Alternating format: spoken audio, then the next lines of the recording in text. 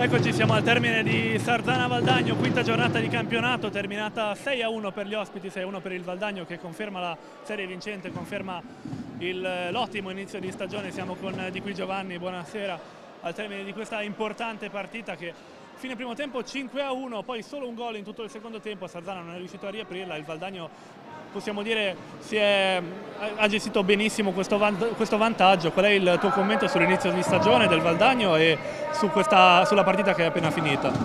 Beh, intanto buonasera a tutti.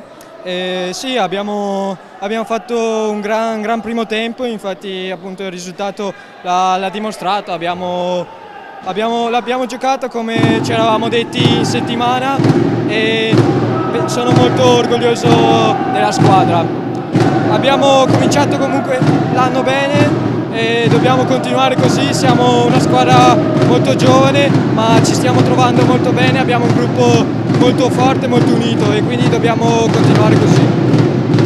Valdagno che quest'anno ha certamente uno degli attacchi più temibili, tante goleade in questo inizio di stagione, anche stasera 6 reti per la partita che è stata, sì, tante buone occasioni, ma comunque abbastanza chiusa a livello di gioco forse. Comunque 2 gol i tuoi primi gol stagionali quest'anno e altre 3 reti di Sanchez, poi la rete di Giuliani.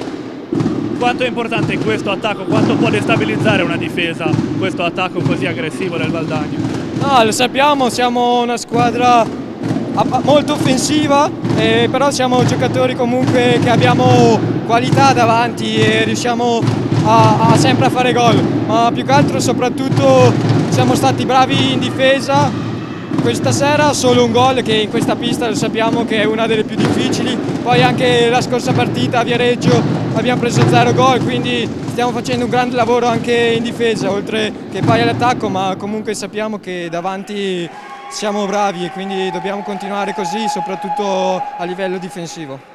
Ora si guarda la prossima, il derby vicentino con il Sandrigo. Sì, Sandrigo è una squadra che negli ultimi anni per Valdagno è sempre stata abbastanza rognosa, quindi dobbiamo adesso recuperare energie in questi 3 giorni, prepararla al meglio e entrare in pista al 100% come abbiamo sempre fatto e vedremo cosa succederà.